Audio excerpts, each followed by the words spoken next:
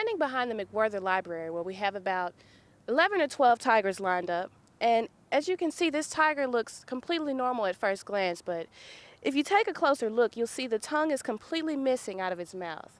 This is because it was allegedly stolen. After painting over these walls not once but twice, the University of Memphis finds itself in the same position.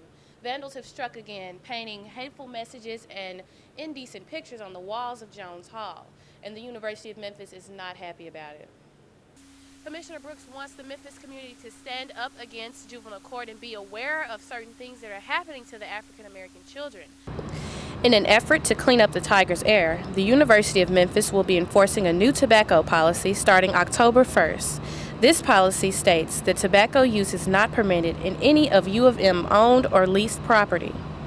This means students are not allowed to smoke in their cars, on their way to class, or while waiting on their classes to start. The university has assigned 2 designated areas on campus that will be reserved for students to smoke. The university will implement 2 locations where students are able to smoke, one at the south side of campus and one here at the north side of campus. I'm standing in between the CFA building and the Engineering Administration building, where starting October 1st, this will be the only place students are allowed to have tobacco products. The designated areas are at opposite ends of the campus, away from student traffic, but students have mixed feelings about this policy.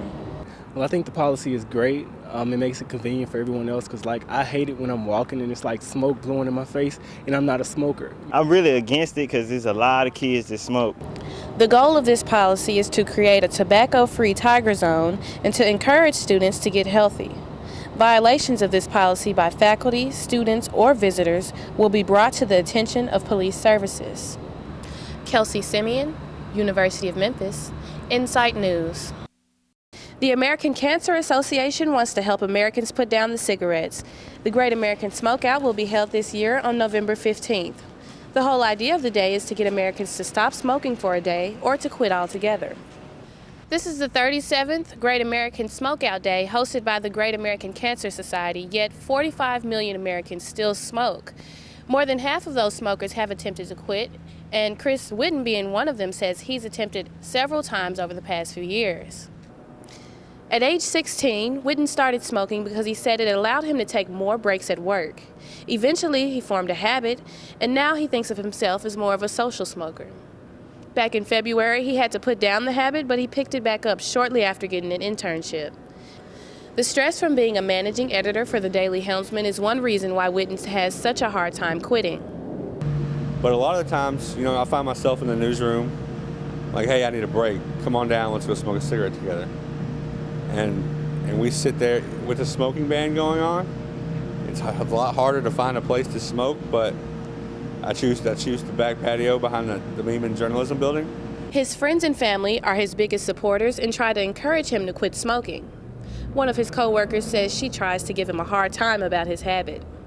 We'd go out and he would buy a pack of cigarettes, so we would always tell him, you shouldn't be buying that. Whitten's grandfather recently became ill due to 55 years of smoking, which is why this Smokeout Day, Chris Whitten is making an effort to quit.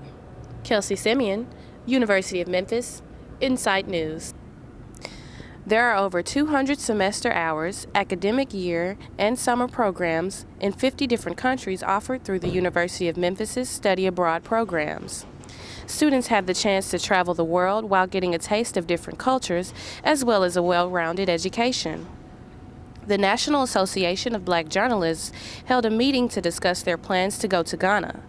The trip will be scheduled sometime in 2014, but plans are already being made.